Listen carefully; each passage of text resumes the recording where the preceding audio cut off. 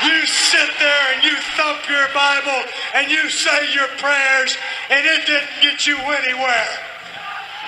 Talk about your Psalms, talk about John 3:16. Austin 3:16 says, I just whipped your ass.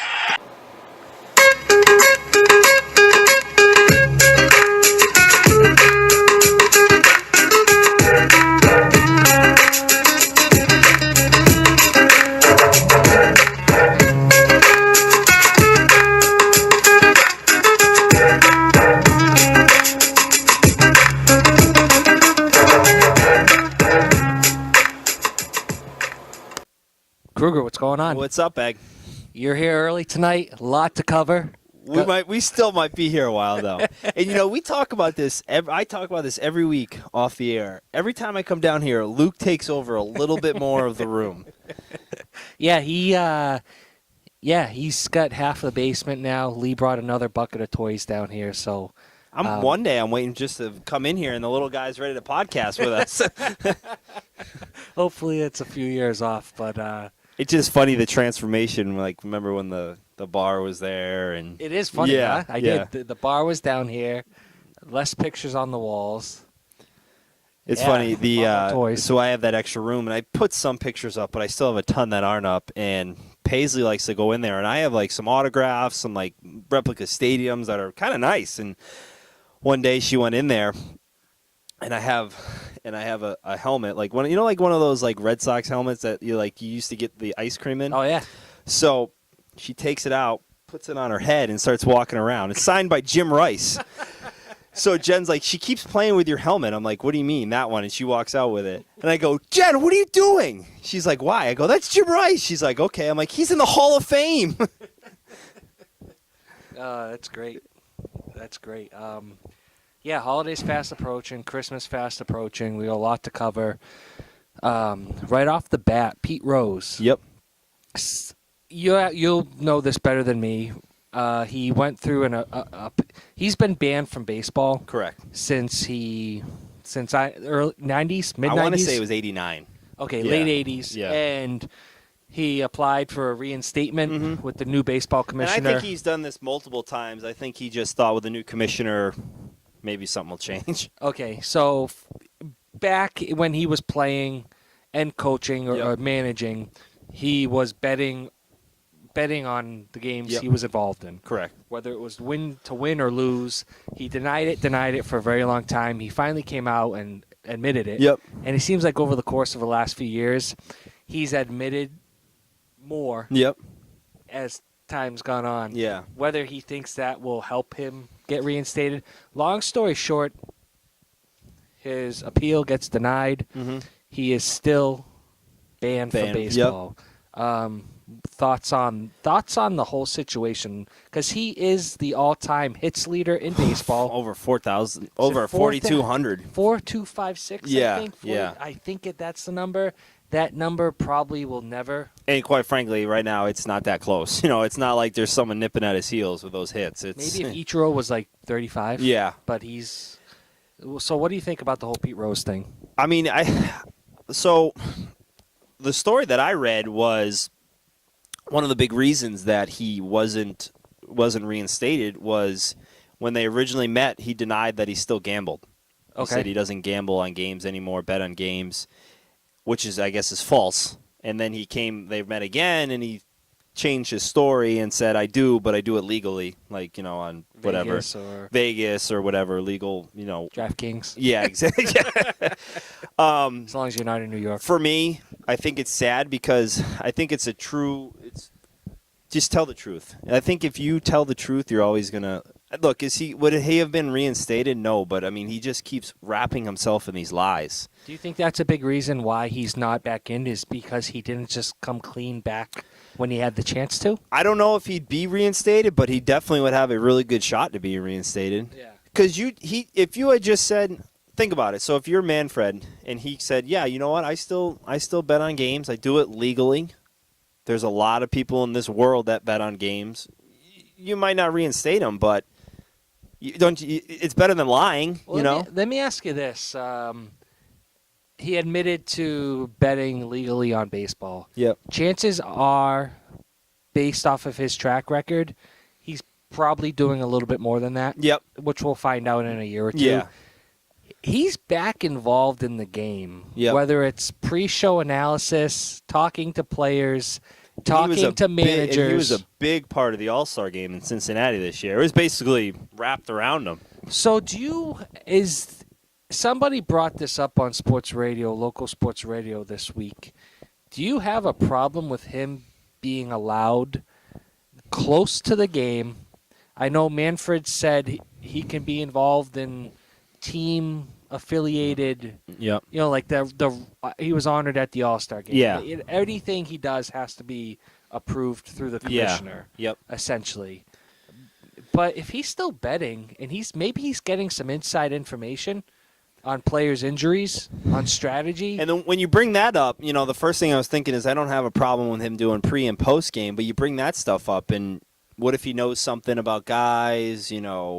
Just throwing it out there. I think if you gamble, you gamble, right? Like You've got Yahoo Fantasy Sports, $50 for a league, and if you win, you get $300. Then you have gambling every Sunday, the type where you're up 200 one week, down 300 the next, and sometimes thousands with the with big the time guys. And I just feel like with Pete Rose, there's more. Well, whether he's banned or not, he still has connections in the game. Yes. He knows people in the game, guys that played with him, guys that played against him. Everyone knows him, so he's got to have an advantage. So clarify for me, Pete Rose banned from baseball, also banned from the Hall of Fame. He's not he's never been on the ballot, correct? So I don't think he's technically banned from the Hall of Fame. He's just banned from being on the ballot, which then won't allow you to get into the Hall of Fame. So if you vote, could you write him in? I don't think you can, no. Okay. I'm not 100% sure about that, but it's sad, though. Does he belong in the Hall of Fame? Oh, God. My dad used to always say no, because he would, when you go into a clubhouse, on the door, it says, you do not, there's like a list of things, you can't do. Do not bet. It's like you are not allowed to bet on the game of baseball. Really? Every clubhouse you go on to. But you look at it and you're like, all right, so now we got guys in the Hall of Fame that did steroids, that did cocaine, murder, just bad human beings, Sure. And all he did was bet on baseball, but it's huge, And he said he only bet for his team to win, bet on his team to win. He wasn't betting, and then changing the outcome of the game. But unfortunately, I don't know. I don't. So you sounds like you would keep him out. It's probably. It's such a fine line, and Hall of Fames in general. I think there's the NFL Hall, or is it called the NFL Hall of Fame? Pro Football Hall of Fame. Yeah. I feel like they'll let anyone in there. Mm-hmm. I feel like basketball is the same, the Basketball Hall of Fame. But I think Hall of Fames should be Hall of Fames, and baseball, you're going to let this guy in who was questioned about whether he took performance-enhancing drugs. Yeah. But you're not going to let this guy in because he maybe bet on baseball. But you're going to let this guy in and he abused so-and-so. I think there is, a morality clause in. But it kind of goes back to if he had just come clean. If he had just come clean, wouldn't you have felt better about his chances and make people feel better about him as a person, Yes. 1995, he sits down, has an interview, Yep. says, I screwed up big time, I apologize. Yep. You're now looking, 20 years later? Yeah. The chance of being, the forgiveness factor. Yeah. I've also heard stories about Pete Rose. Actually, my father-in-law got me a baseball. I have a Yep. signed Pete Rose baseball down there. Yeah. I feel like he signed more autographs than anybody in the probably, history. But I completely lost my train of thought. The baseball threw me off. You were talking about like stories you heard about him. Oh, not a good guy. Yeah. Yeah, I just heard. I've heard As just a human being. Yeah, I've just heard he's not a good guy. Yeah. And so take it for what it's worth. But it's unfortunate because the guy has over 4,000 hits. He played extremely hard. The Reds, Phillies? Did he play for the Expos? Yep, a little bit. Yeah. Okay, Yeah. so primarily third base. Yeah, won a bunch of, won a couple World Series, was on the team that beat the Red Sox in '75, the Big Red Machine, which might be the best team in the history of the game. You know, it's just That team was stacked, huh? Yeah, Joe Morgan, Ken Griffey. Ken Griffey, Johnny Bench. Bench. Who was it? Who was the big right field? Was it not Tony Cruz? Tony Perez. Tony Perez. Yeah, Thank you. I mean, we're talking about 3 Hall of Famers and 2 borderline. It's crazy.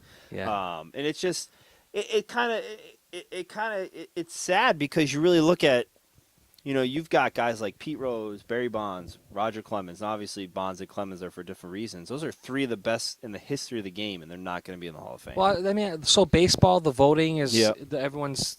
Some writers are posting their ballots and letting you see who they vote for.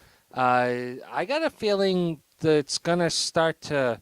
You're going to see a little shift here, and I think you're going to see guys like Clemens and Bonds start to get more votes. The thing that just drives me nuts, and I know I'm a homer and I'm a New England guy, I don't understand why Kurt Schilling isn't in. I just don't understand why. How is Kurt what the?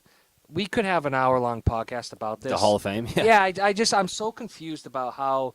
If Kurt Schilling's not a Hall of Fame caliber pitcher, what is? Well, the thing with Kurt that puts him over the top is he might be the best pitcher in postseason history. And isn't that what it's all about? Isn't the Hall of Fame about being a champion and being a winner and being at the top of your game in the biggest games of the season of your career? When the games count the most, you want him on the mound. And he pitched in 3 World Series. Different teams? Yep. Phillies, Diamondbacks, and Sox. Yep. 1-1 with the Diamondbacks and the Sox. 2 with the Sox. 2, yeah. So he was in 4 World Series. Yeah. That drives me bananas. Pedro, no doubt. Randy Johnson. I'm a big John Smoltz guy. John Smoltz, a no doubt Hall of Fame. Yeah, I think he is because he when they told him and they said, hey, you're too hurt to start. Yeah. Okay, well, can I pitch out of the bullpen? Yes. And he was one of the best closers in the game. He was one of the best closers in the game. So, little baseball news about the Reds. Since we were talking about Pete Rose, they sent Todd Frazier over to the Chicago White Sox. Yep. I feel like the White Sox, I don't think they call it U.S. Cellular Field anymore. Maybe they do. I think they do. I feel like the balls jump out of there, similar to the park in Cincinnati. When they traded him, I took a second glance at his numbers, and he was 30 and 90. I think he had 25 of those home runs in the first half. Remember, he went off, won the home run derby because it was in Cincinnati. Yep. He literally had 5 home runs the second half of the season. And that's a pretty hitter friendly park too. But so is U.S. Cellular Field. Yeah. What are the Whites? It's a bad. Yeah. They've got Chris Sale. They've got Jose Abreu. Yep. Do they still have Melky under contract? I think so. Yep. They could make a little bit of noise. They got some bats. Yep. The other Chicago team, since we've last talked, it seems like all the big signings happen on Fridays. After we talk. Yep. Jason Hayward, signed with the Chicago Cubs. Yep. I don't think he's going to play center field for them, but he's he's an above-average defender. Yep. It seems like he has a little bit of patience at the plate, good approach. And in that lineup, they don't need to hit him 3 or 4. No, and would they hit him 2? When he signed, they had him leading off. MLB Network did their lineup, and they had him leading off. Really? Yeah. I can see that. Yeah. Because I feel like whoever hits second has to bunt. Yeah, well, you also don't picture a 6'4" lefty, Dustin Pedroia or Derek Jeter, one of those guys. Doesn't hit for a lot of power. Who knows? That may come at some point. But he's still 25. 25. 25. He's had a year where he's hit over 100 RBIs. He's probably going to sit more at 80, 85. One thing that shocked me is he's only 26. I forgot how young he was. Yeah. Yeah, because he feels like he's been around for a while. Because he has, but he came up when he was, 19, right? Yeah. So the Cubs add Hayward. They signed John Lackey to a 2-year deal, which I think is a sneaky good deal. Yep. Theo Epstein was actually on, I think, Tuesday nights. Rob Bradford on the Hot Stove. Yeah, do you listen to that? I try to. Yeah, I try to. I always want to, and I forget. He has some pretty good guests. But Theo was on it this past Tuesday. Yep. And they get Dombrowski, and they've had Farrell. Yeah. They don't mess around. They load up. Yeah. Epstein was on it. Thiel was on it, and they were talking about price, and essentially he said they fell $50 million short. Really? Yeah, I don't know if you heard that, but he said the Cardinals were the runners-up, but he said, they were about $50 million short on price. Makes you wonder if the Red Sox just went a little out of control. Well, I read that, and I was like, oh, man. Yeah. I was like, the first thought in my head was like the Sox. All right, looking back, we panicked. So you think about it, that's over 7 years, that's an additional $7 million a year that they went over. Yeah, that's a little bit much. And the Cardinals, I mean, I can't imagine. We talked about this before. The largest contract the Cardinals pitcher had been signed to. Yep. No, it was like $40 million. Yeah. So I can't. So maybe, who knows? Maybe we'll come out a little bit. I think the Cardinals were in a little more desperation because they lost Lynn for the year next year. So it really opened up something for them. But you just don't see the Cardinals. They're like the Patriots. They're like, we don't feel the need to go and just make a big splash. Molina, another thumb surgery. It was funny. I read that he's not going to be ready for spring training. No. Yeah. You need your thumb in order to catch a baseball, right? Because it's receiving. receiving. Don't you notice that he's like starting to get minor injuries? Like each of the last couple of years, he's kind of ended the year banged up. He's caught a lot of games. I think you'll see that with Salvador Perez, big guy. Yep. You hate to see it. I mean, his knees will start to give out a little bit. And you think about a guy like Molina. I mean, he's really catching an extra month every year because they're in the playoffs every year. That's true. He was catching on the 2014 they lost to the Red Sox. So he's been doing it for, 11 years ago. So you think about 2004, they were in the World Series. 2006, they were in the World Series. 2011, they were in the World Series. 2013. So that's an extra year right there. That's a lot of games. Plus, it doesn't count all the other years that they were in the playoffs and didn't make it to the World Series, Yeah, I know it drives you nuts when you see Buster Posey play first base or Joe Mauer back in the day playing first base. But Buster Posey to me is the perfect size for a catcher. Yeah. It's as far as durability goes, Salvador Perez is I want a catcher that big, but long term, I can't see a guy like that holding up. And he catches every day. Like the last 2 years, he's caught over 140 games. Yeah. He's catching. I think at some point, I love it. I love the fact that he wants to catch every day. But I think at some point, if you're Ned Yost, you got to be like, hey, look, we appreciate that, but we've got to reel it in a little bit. We've got to keep one eye on the I think future. last year, 2014, he caught like 150 games, plus the playoffs. So he's catching every game in the playoffs. It's a little Game 7 of the World Series. So he caught like 30 games in October. Then he went to Japan for that like international series, caught a bunch of games. I think they played like 10 games. He caught at least 5 or 6 of them. Yeah. And then spring training, and he caught another 140, 150, plus all the playoffs again. Hey, serious question with catchers. Do you I know you work out, lift weights, run. Do you just like stay in the catcher's position for a certain amount of time? Is that part of the preseason workout? I think a lot of it's becoming it's more of an athletic position now. Yeah. Like guys like Posey and Perez and Mauer when he caught, they were athletes. I think they're adding in stuff like stretching, yoga, stuff like that. Really? Because sitting lower, especially a guy like Perez, he's a big dude. He's got to get low. Yeah. And I think sometimes he's so big, he's a really good catcher, but it makes it look awkward because he's so big back there. Yeah. Sometimes he's almost blocking the view of the umpire. Yeah. His head is level with the umpire's head. So that'd be interesting to see. They're going to have to kind of bring him in a little bit. Well, we're going to talk a lot more about it, not maybe in this Johnny Cueto, too. Oh, so thank you for reminding me. Johnny Cueto seems like a little bit of a panic move from the Giants. They lost out on Greinke. Don't you feel like they're almost doing it to keep him away from Los Angeles? Yeah, listen.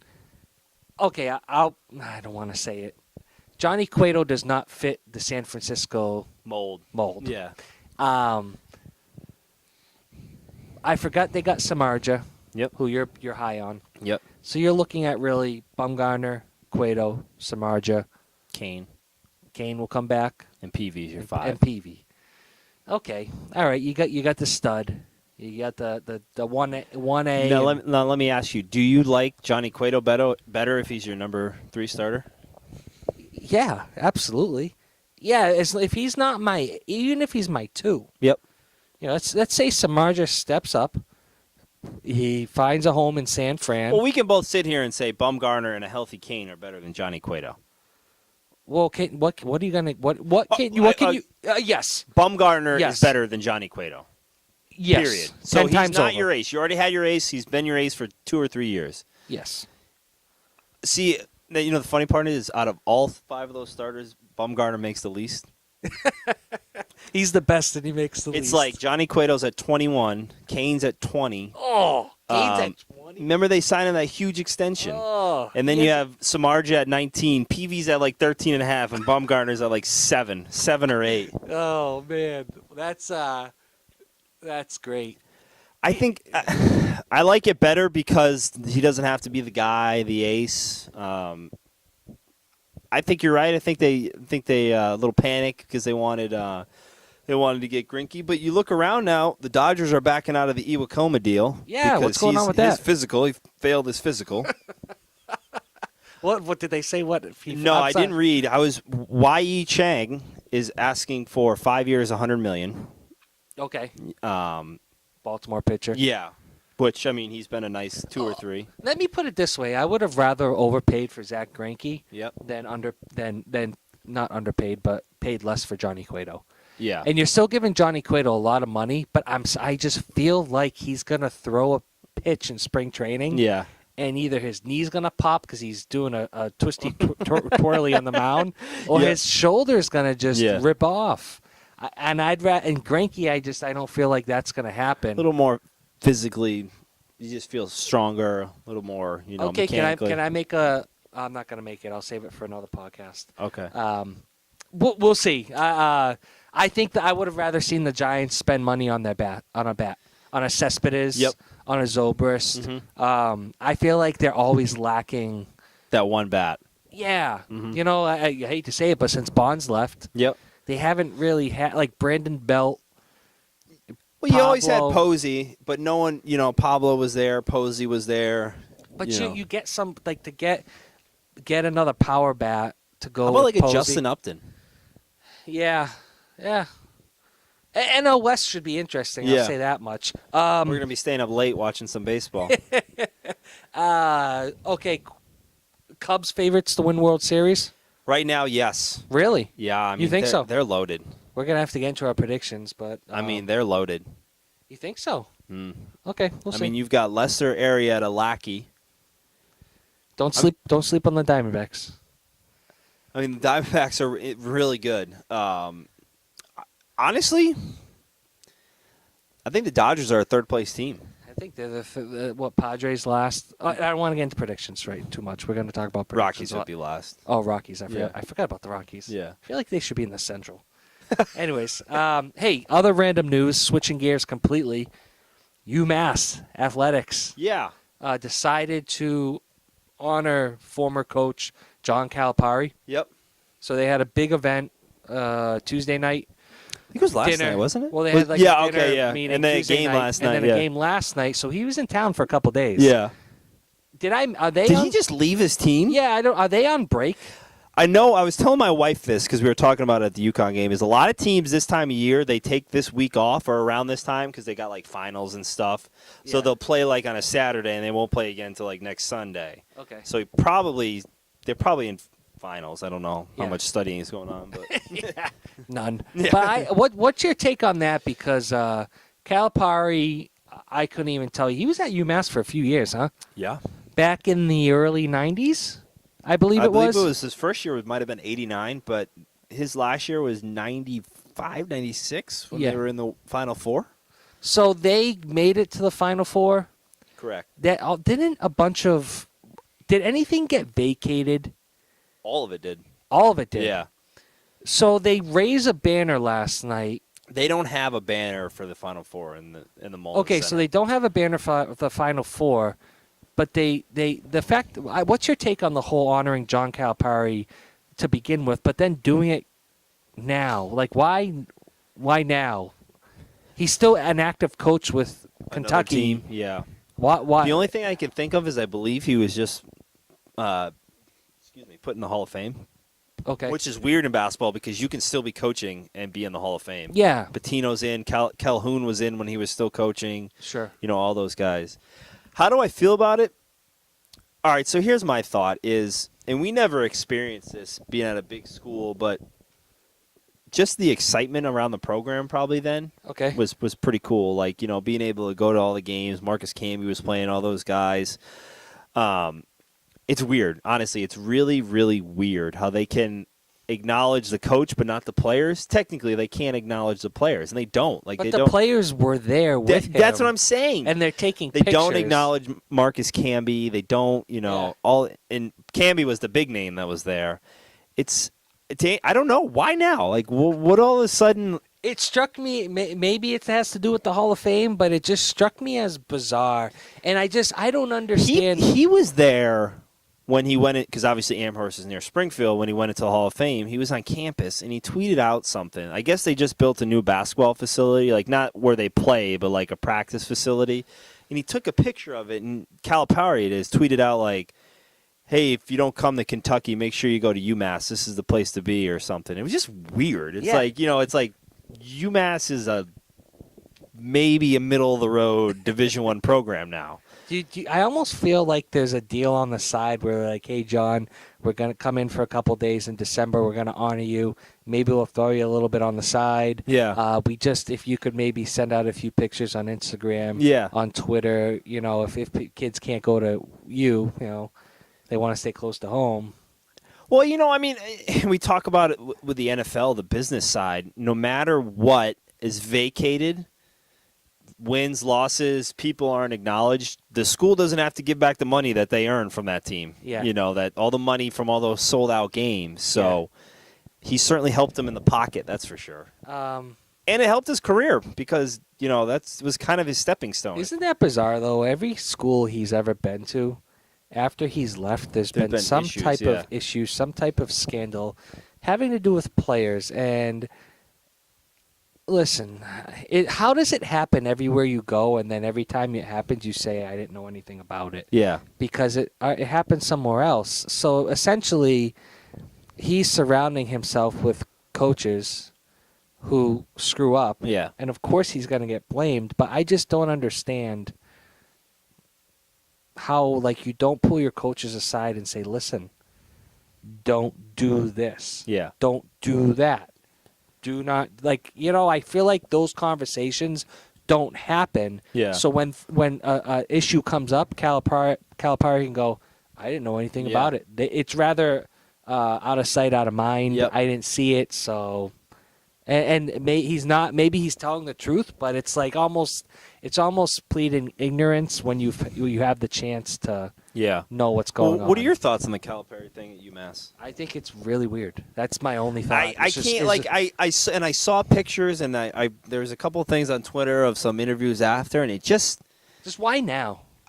I don't understand. I think you brought it up best. Is he's still a coach. Yeah, he's still coaching another. It's during the season, it's too. During the season. It's not the off season. Yeah, it's just if he was recruiting and he was coming out this way, fine. But it's he's in the middle of a season the beginning of the season with Kentucky with another team. Team, and it was so long ago too. Yeah, it was bizarre. He was on sports radio. He was on DNC and Bertrand and Zolak yesterday, or Zolak and Bertrand. Bertrand's a UMass guy. He went to UMass. He's a big UMass guy. Yeah. Ellabrook. I follow. You got to get on Instagram. Yep. You have to. And I'm connected with Ellabrook. Yep. And I follow Calipari as well. Okay. But Ellabrook posted a picture with Calipari really? last night. Yeah. Because I know his dad was a big guy at UMass. Yep. So, and I know Calipari donates to the foundation that Tommy set up and stuff. So. That's cool. I thought it was pretty cool. So it's so tough because I see him on Instagram. I listen to him in these interviews. He's so good in interviews. He's so well spoken. Yeah.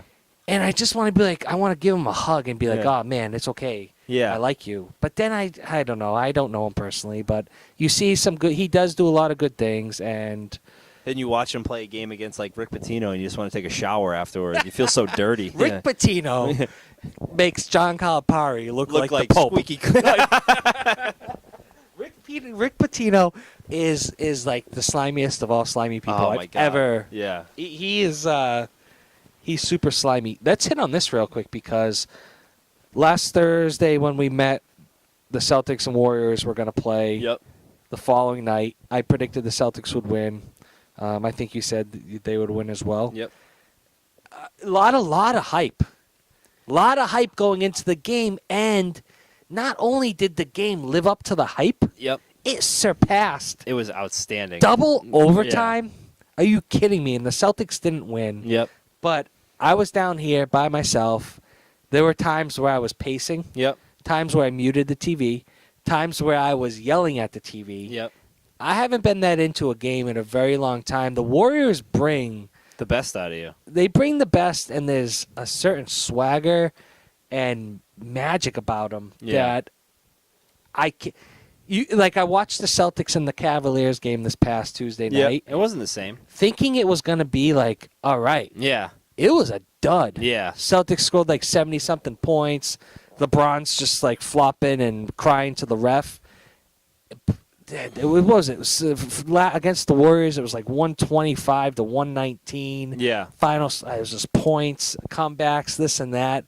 I thought it lived up to the hype and more. What do you think? I thought it was the most excited I've been for a game. I'll tell you the last time I was excited was the year that the 2013 when they got eliminated by the Knicks. Okay. And you remember they were just like KG and Pierce were on one leg and they were down big. Yep. Remember they were down huge in Game 3, came back to win it, went to New York, came back in Game 4 and won it in New York, or maybe it was 5. And Game 6 was here, and they got down. They were literally down like 71 to 37. It was the worst basketball game, and they came back and got within 5. Like they went on like a 26. I haven't been that excited since then for a Celtics game. I think there's something special about that Warriors team. You know, obviously they have the talent. They didn't play without one of their best players. Two of their best players. Yeah. 2 of their starters did not play, Harrison Barnes and Klay Thompson, which is... It's just impressed me how they want to come out and win every night. Yeah. They don't care. They're not taking nights off. And it's funny how you have all that hype, and then the next day they go to Milwaukee and they lose. So I texted you that night, and the game wasn't even over, and I said, we can both agree that the Celtics are going to lose by 20 points tomorrow night. Yep. In Charlotte, who's really good right now. Yeah. Well, I think you said they were the 2 seed at one point. And so the following night, the Celtics go into Charlotte, win by a comfortable amount. They were down by like 2 at halftime. Come out, go on a 12-0 run, and it's over. And they just run away with it. Meanwhile, Golden State goes to Milwaukee, who's falling apart at the seams. Yeah. And they lose by like 10 points. Yeah. they're never leading. They're never in it. It's just like and it was funny. Everyone wakes up like the next morning. No one watched the game, and they're like, "Oh, the Warriors lost." I thought because all Saturday, all everyone's talking about is the game the night before. Yeah, that people didn't even know they were playing the Bucks. Yeah. So I like to think the Celtics had a part in that because I think they took them to the limit. Well, I think the hype around the game forced them to focus on the Celtics. You know, they couldn't overlook it. So, I really wanted the Celtics to win that game. Yeah. I just really wanted them to win that game. Yeah. No, I know exactly how you feel. I don't think that means the Celtics are better than them. I don't think it means the Celtics are going to win the title. I just really wanted them to win that game. And it did impress me the following night that they came out and they beat Charlotte. So I thought the game was drew. I don't know the exact ratings, but it drew monster. It was like it's the ratings of that game. Because it was on NBA TV, I guess, nationally. I don't get NBA TV, but they said it was higher than a Stanley Cup final game. No kidding. Yeah, and they said that they set some marks on like League Pass. People. Now you're probably not buying League Pass just for that game, but people that had League Pass tuned in. I don't know if it started this year, but I remember the NBA. They said you can buy single games. Really? Almost like a pay-per-view. That's pretty cool. So if you wanted to watch the Cavs play the Thunder and it's not on TV, you could pay $7 to watch the game. Think about how many games there are the whole year. Yeah. Based on how many you actually watch. Yeah. You know. I've thought about purchasing it. The NBA League Pass a week or two ago. Yeah. $200. So if the game's on TNT or ESPN. Yeah. Or ABC, or if it's a local, if the Celtics game, it gets blacked out. Yeah. So and I started thinking, well, Wednesday nights are ESPN doubleheader. Thursdays TNT. And sometimes Friday nights. ESPN. And then after the New Year, Sunday afternoons doubleheaders. Plus the Celtics. So I go, you know what? I don't know how much basketball I can possibly watch. Well, you really sit there. $200. You know, what are the chances you're going to watch Bucks versus Lakers? You know, like if you're not going to watch a Celtics game, it's probably two pretty good teams, and it's probably going to be on national TV, you know. Yeah. Well, you get like tonight, for instance, this 8 o'clock game is Thunder in Cleveland against the Cavs, but then the 10:30 game, Rockets at Lakers. You know, with both teams. Every once in a while, ESPN and TNT will throw like a dud in one of the games, like two really bad teams, and you're like, how did you schedule that? Yeah. And I think it has to do with you're only allowed a certain amount of Suns and Timberwolves. Yeah, I think it's like what happened there? And you're like, I think it has to do with there's only a certain amount of national TV games you can play because they start the games late, stuff like that. So I think they get into a bind where they're like, all right, the Cavs have already been on 10 times, and you know no one else is playing that night, so Lakers Raptors it is. Notice, and again, the Cavs and Thunder are playing right now. Both teams have their road jerseys on, which I know we've talked about this in the past. But it's interesting approach. I don't know, NBA trying to get creative. All right, so little news, some rumors this week with the NBA. Couple big names. Yep. Dwight Howard. Mm-hmm. DeMarcus Cousins is out there. I've even heard Marc Gasol. I didn't hear Marc Gasol, but I did hear. Who was it? Chris Broussard, I believe, was on ESPN just doing the thing, and he was saying how they're in for a overhaul. Who? The Grizzlies? The Grizzlies. Hey, just real check. I have sworn off ESPN. I'm still not watching SportsCenter. Good for you. I will watch NBA. Yeah. I don't even watch Monday Night Football unless the Pats are playing. No pregame, postgame I've watched a couple Monday night games, and let me tell you, you are not missing anything. Well, yeah. It's some of the worst football ever. Okay, but back, you said Grizzlies wouldn't surprise me if they overhauled. I think their problem is they're just in the West. They're stuck. Yeah, right? they're like stuck, but they're not good enough to get to the top level. But they're not bad enough to be like the Lakers, you know. Yeah. Dwight Howard. Yep. Let's talk about him for a second, because I think we both can agree that the Celtics have the coach. They have draft picks. Yep. They have a point guard or two. Yep. They've got a team that plays together and plays hard. Yep. Do you bring in a Dwight Howard? Do you?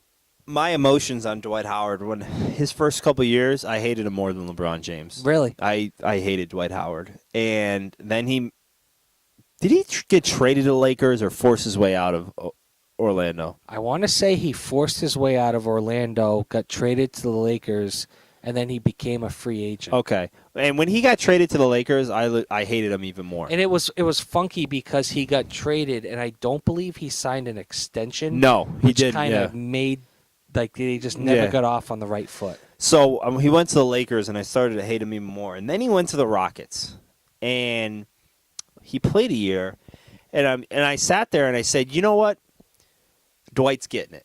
Yep. He went to Los Angeles, realized because remember the thing was he wanted to be in a big city. I want to go to Brooklyn, New York, the Lakers, or Los Angeles. The Clippers had Griffin, so they weren't going to trade for, and they had Jordan too, DeAndre Jordan. And he went to the Rockets, and I said, you know what? He's learning. He's growing up. He experienced the big lights, the big city, and said, you know what? Maybe it's not for me. Yeah. Went to the Rockets, seemed like he was a good citizen. Now this happens. Now players ask for trades, and then he asked for a trade. He wants to get traded, and he said he's gonna opt out of his contract. So I'm sitting there saying, all right, so if he doesn't want to be in a big market, why not Boston? It's a big market, but it's not like a, bright light city. But then I go back to this would be his third team he asked for a trade from. Yeah. And that's got to be a red flag. If you look at the list of how many coaches he's played for, it's got to be 7. Yeah, he's kind of a coach killer. Yeah. the only thing I heard was he asked for a trade, and the reason why he asked for a trade from Houston was because the offense basically doesn't run through him. Yeah, it runs through Harden. It runs through James Harden now, and he doesn't want to play. It has to. James Harden doesn't play defense. Oh my God! If you offered me James Harden for Tyler Zeller, Yeah. I would say no. Do not give me James Harden. Yeah. Watch him. Watch the Rockets play tonight. Yep. The guy literally. All right, so there was a play the other night. I was watching a highlight, and James Harden, the Rockets had the ball in offense, turned it over, and I specifically watched James Harden. And James Harden did not sprint or start to run right when the other team started to go to the other court, other side of the court, and his guy ended up getting the ball and scoring. And Trevor Ariza was the only one back on D under the hoop, and after he scored, he turned around and threw his hands up. Yeah. And I felt like that was him being like, dude, you gotta try. Yeah. You can score 50 points a game. You're giving up 80. Yeah. You're killing us. Yeah. My whole thought on Dwight Howard, though, is he wants out of Houston because the offense doesn't run through him. I would love to have him in Boston. Yep. Only if he's the second or third option. Yeah. If you try to change things and make the offense run through him to make him happy, the wheels will fall off and you're done. Well, let me ask you, how many offenses run through big men? Maybe the Sacramento, DeMarcus Cousins. And they're not a very good team. Hey, I didn't say they were good. No, I'm just the saying. point is, it's not the game. It's, we don't have Jacks and Patrick Ewings, and we have good big, but the game doesn't run through a center. Exactly. You can still score 20 to 22 points, but no, the defense isn't going to, or the offense isn't going to run through. And that's you. the thing about Dwight Howard is you don't need the effort's there. Yeah. And you play good offense, you team offense, you play good team defense. You're gonna a guy like him with his talent and that size. Yeah. He's gonna accidentally average 20 and 10. Absolutely. You know what I mean? Like the offense doesn't have to run through him to put up solid. Well, the thing is he's so close to the basket. He only needs 12 shots to make 8. They're all layups. Yeah. I don't know. I just, again, if you don't have to give up first-round draft picks, and you're giving up like Terry Rozier and Tyler Zeller. Yep. Who would you rather have? Dwight Howard, who wants to run through him. Seems like he's kind of a tool, but keeps himself out of trouble for the most part. Yeah, he says stupid stuff, but he's not. He's not murdering anyone. Yeah, he's that's not what I'm saying. Like, anyone. He's not driving around drunk. Yeah. Or would you rather have DeMarcus Cousins, who doesn't necessarily complain about the offense going through him, still scores 22 a night, probably beats his teammates up in the locker room. Bad locker room guy. His manager's getting ejected. Yeah, his manager is getting ejected from games. Like, who would you rather? I'd rather have Dwight Howard than DeMarcus Cousins. Again, but if you're giving up to any of those first round picks, no.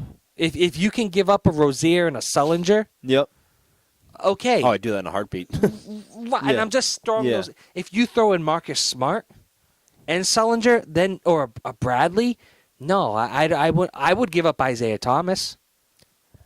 Really? I would get. I take that back. He's under. His money's real good the next few years. I retract that statement. I would like to keep delete that. Yeah, delete that. Rewind. I'd like to keep Thomas, Bradley, Marcus. But I like Marcus Smart, but he can't stay healthy. God damn it. Well, the thing you got to know, I was thinking about this on the ride over, is if you're going to get a superstar to maybe like a little bit below a superstar, you're going to have to give up a guy you probably like. So Sullinger? I was thinking you're probably going to have to give up either Thomas, Bradley, or Marcus Smart. Not all of them, but one of them. But let's play this game with Houston. Yeah. They have James Harden. Yep. They have Patrick Beverly. Mm-hmm. They have Trevor Ariza. Yep. And I feel like they have another big guy. So I feel like you're getting rid of your big guy. You need another big guy. Yeah. So that's why I'm thinking Jared Sullinger. Yeah. Or David Lee expiring contract. And those are like gold in the NBA. Holy crap! You're not kidding. Yeah. People love those. We have to talk about the Pats. Yep. I feel like it was complete panic mode last podcast. Trade them all. Got to get in the draft. Get a top 10 pick. Sit everyone. Yep. I think honestly at one point last time we talked was rest everybody. You're going to make the playoffs. Even get if in you healthy. get in at 10-6, get in. Next thing you know, Edelman's on practicing last week with Gronk. Yep. Gronk's playing Sunday night. And really productive. Looks like Gronk. 87 yards and a touchdown. Yeah. Edelman's full pads this week. Yep. The Pats go into Houston, and they manhandled the Texans. Never really, even though it was like, it got to 17-6 at halftime, and you just felt like this one was over because they couldn't move anything. We can break down the film and we can talk about this game. I want to talk about J.J. Watt for a second. It was early in the game. I think I fell asleep at halftime. I didn't see the second half. You didn't miss much. Yeah, and early in the game, and the Patriots are on offense, and there's a play. Amendola gets hit. His helmet's all slid up a little bit, almost his chin strap's like at his nose. Yes, and he's walking back to the offensive side, and he's kind of like a defensive guy won't move. Yep. And Edelman won't. Amendola. Am I saying Edelman or? You said Amendola. Okay, Amendola won't walk around him. Yep. So I think Amendola kind of pushes him or something. Yep. Yeah, I saw it. J.J. Watt comes by. Yep. Throws like a shoulder into Amendola. Yeah. And then Amendola kind of goes after Watt, and Watt gives him almost like a little go away, go away, little man. Yep. And I don't know why. J.J. Watt's a talented player. How many needles does he have in his ass before a game? Who the hell knows? I mean, he's wearing a knee brace on his elbow. He's wearing a knee brace on his elbow. He's got an oven mitt on his hand. But if I see that, I'm like, excuse me, son. I know you're 6'5", 6'8", whatever. You're shushing me. Yeah. You're defending Super Bowl champ. How many playoff games have you won? What have you done? I know individually. Yeah. He's a good player. I'd like him to be on the Pats. But that upset me. I don't get angry. I try not to get too angry watching sports anymore. Yeah. But him kind of like shushing away a little. Oh, you're a little guy. Go like I don't know why. That just really bothered me. Am I crazy? Did you see that? Yes, I did see it, and I kind of laughed at it. Did anyone talk about it? Yeah, people kind of like were talking about how. No one talked about it on the air or anything, but they were talking about how, Amendola was sticking up to him, which I love. Yeah, isn't that great? Yeah, it's awesome. And they were saying after the game, I guess they can, similar to baseball metrics, they can track, how well a defensive lineman's doing, not just based on if he has sacks and tackles, but and statistically based on this evidence, J.J. Watt had probably his worst game in the history of his career on Sunday night. Yeah. And so this is my thing, and I don't if you're that good, probably a Hall of Famer, right? If he continues on this track, absolutely, he'll get in the Hall of Fame twice somehow. Yeah, probably one of the best defensive linemen. How does one of the best in the league at that position, probably the best, go invisible for a whole game? Yeah. How do you? Okay, so I'll play devil's advocate. Yep. We broke his hand 2 days before the game. Yeah, absolutely. Okay, so maybe that has something to do with it. Yep. I felt like every time. time. Don't you just feel he just works off intimidation?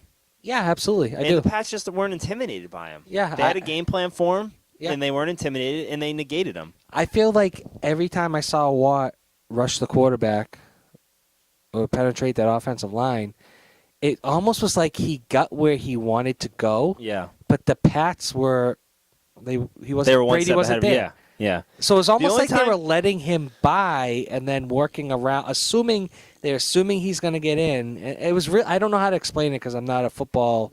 The only time he got to Brady was he was called for a personal foul, and it was a touchdown anyways. Yeah, the late hit. You see after the game, he tried to give Brady a handshake, and he snubbed him. Yeah, I saw that video, and then I read that they ended up shaking hands. I watched it a couple of times. I don't think Brady saw him. I didn't, but I thought it was kind of funny. So a really interesting weekend because that was a Sunday night game. Earlier in the day, the Broncos lose at home to the Raiders. Yeah. Okay. So that gives them their third loss on the season. Mm-hmm. And then the Bengals lose at home, I believe, to the Steelers. Yeah. And their starting quarterback breaks his thumb. Think about the week to week, right? Last week the Patriots are 10-2. Yeah. They're in the 3 seed. They've lost 2 in a row. Everyone's panic. Yep, it's over. It's done. The dynasty's done. And within 5 hours, right? 6 hours because the Broncos had the late game. Yeah. The Bengals lose. Yep. Andy Dalton breaks his hand trying to tackle a 6'6", 350-pound defensive lineman. Probably don't want to do that. Yep, don't want to do that. The Broncos lose because in the second half, I don't think they got the ball past half field or midfield. Yeah. I mean, it's crazy how quick stuff can change. And then the Pats come out and that they're licking their chops, saying, "Guys, they just put it on a platter for us." So it's really the Patriots. I mean, so the Broncos and the Bengals play each other. Yep. So one of those teams is going to end up with the worst case. It comes out a tie, and they're still a half game different from you. Yeah. So if the Patriots, they got 3 games left. The Broncos play the Steelers this weekend in Pittsburgh. Oh, okay, so that's going to be a tough game. Yep. So you're looking at possibly, and then so I think the Broncos. There's an outside chance that they may not even win the division, right? Because you have the Chiefs creeping up on them, don't you? Chiefs have won like 6 in a row. Your thing just fell. Oh, geez, what the hell was that? I think it was one of the glasses. Oh, wow. The That's Chiefs creepy. have won like 5 or 6 in a row, and they beat the Broncos. Yeah. So they're tied in the season series. I don't know. You know what I thought was funny? So the Patriots, they win, and they clinch the playoff berth. And then the Dolphins lose on Monday night. The Dolphins are in last place, and because the Dolphins lost, the Patriots won the division.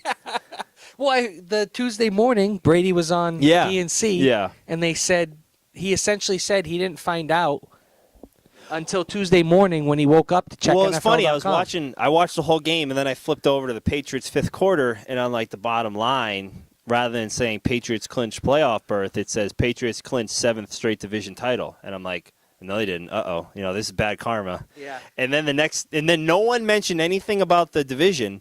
And then the Dolphins lose. I didn't even watch the game. And I wake up in the next morning and I was reading on, WEI, Dolphins lose, Pats clinch division. Like, the Dolphins are like 4-9. How does that affect the Patriots clinching the division? Now, then I think if the Patriots win and somebody loses this weekend, I think they clinch one of the top. I would imagine that if the Patriots win and the Bengals lose, the Pats would go to 12-2 and the Bengals 10-4 with only 2 games left, plus another game with the Broncos. Yeah, they've got to clinch something there. NFL's I just. But doesn't it just? It's amazing. Like you get a guy like Gronkowski back, and it just. What a difference maker, huh? Yeah, it was funny. I was watching on the touchdown he scored. They had him on a safety, and Brady just looked over there, and they couldn't snap it quick enough.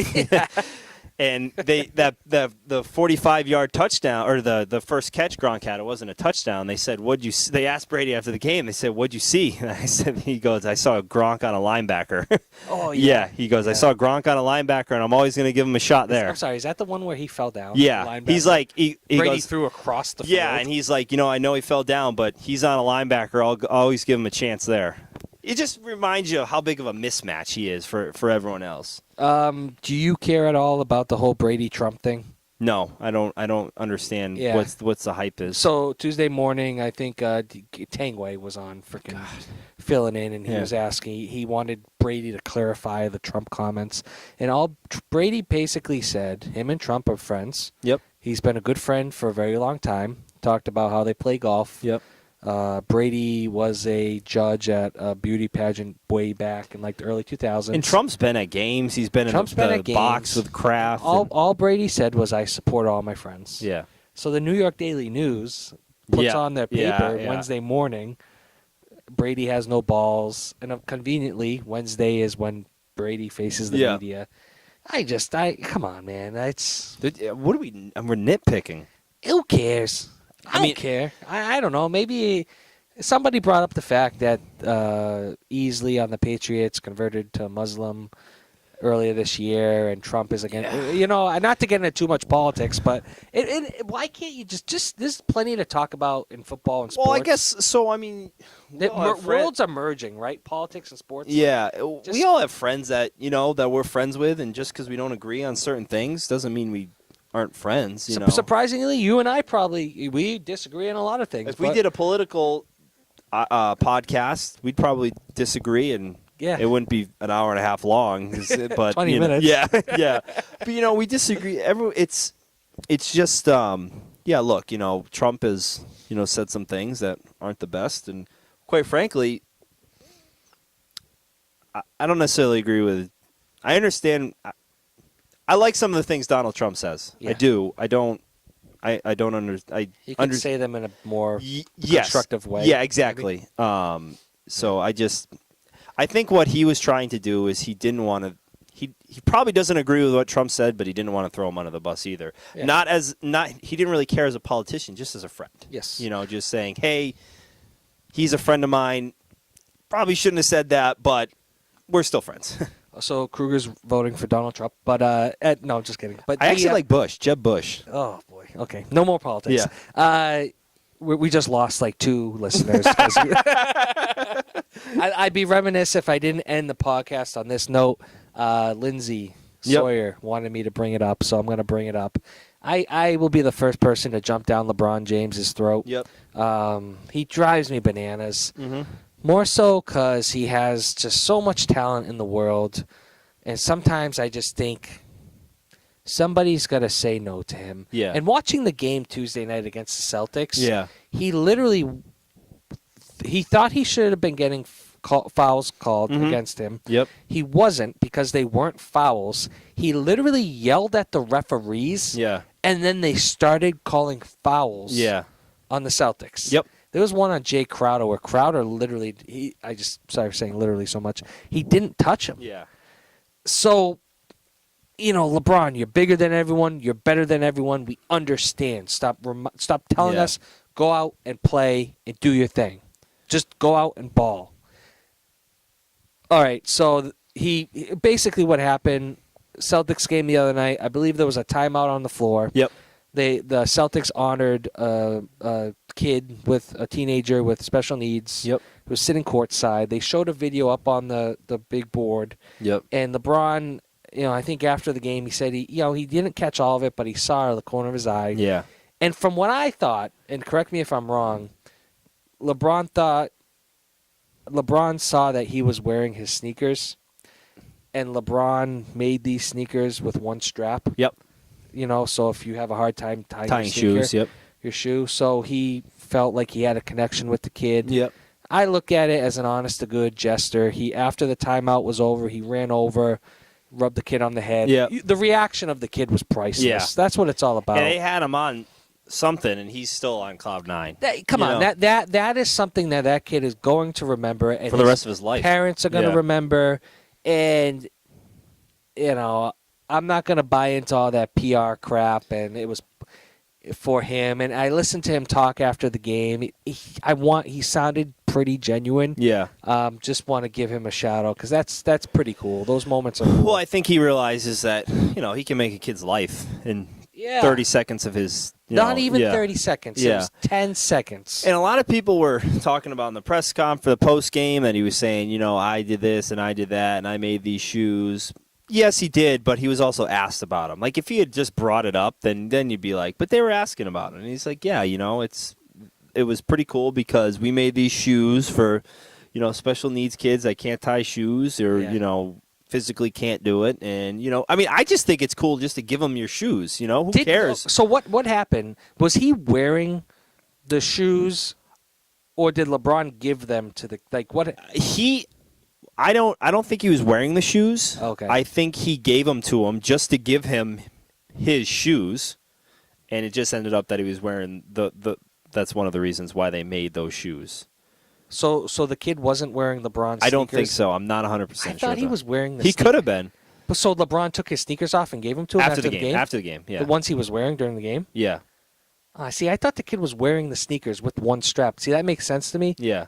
Because then he wouldn't have to tie his shoes. I don't know. I thought that he was just giving them to him. You're not the first person to say it, though, so maybe I misunderstood. After a game, sometimes they give jerseys or whatever. He just gave him the shoes, Well, which, I think is pretty cool. Whether he was wearing them or not, whether it was just to give him your shoes, LeBron looks like he's 40 years old.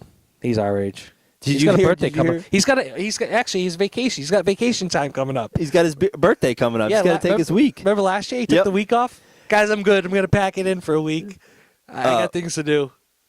Hey, they were saying J.R. Smith said the reason that LeBron James has a is losing his hairline. It's what you get when you have everything. He said, "Yeah, Can't buy here. Yeah, well, you you can can't. kind of. Yeah. Hey, we'll end it on. I want to end it on LeBron, but we'll end it on Eamon Shumpert. yep, Eamon, yeah, Eamon helped deliver his fiance's baby I saw in that. the bathroom. Yeah, Hopefully the baby's okay. I That's remember interesting. I remember myself in the delivery room. Oh boy, Yeah. I don't know how early she was. Don't you think like you would have been, unless it's like her third or fourth kid and she's like whatever. yeah. But I feel like I would be like, hey, are you sure you're all right? We're gonna go to the hospital just in case. You would think that they'd have it timed out where, you know how you get to that 3 or 4. I think 3 or 4 weeks. That 4 is a little early, but like 2 to 3 weeks where you're like you've got everything ready to go. Yeah. Like you're always on alert. You know, Yeah. they tell you to put a bag together and Yeah. put the car seat in because Sure. the next time you come back you're gonna have the baby. Yeah. Yeah, good for him. I mean, I think, you know, if you're in a situation like that, you figure it out. I'd panic Backs a up little against bit. the wall. Yeah. Google it. Yeah. Watch a video. Hold on, honey, I got this. That All right, Krugs, hit 60 minutes. Wow, that was 60 minutes exactly when I said that. was perfect. Yeah, that was good timing. So, any last thoughts before we sign off? No, I think we hit about everything. Yeah, hit everything on the. We hit even talked a everything. little politics. Yeah, I think we got a special podcast we're gonna do, where we're gonna talk a little golf. Really? Yeah. So look forward to that. I'll be honest, I didn't prepare for that. Oh, I just gave you a heads up. So, all right, crew, good talking. I'll catch you down the road. All right, buddy.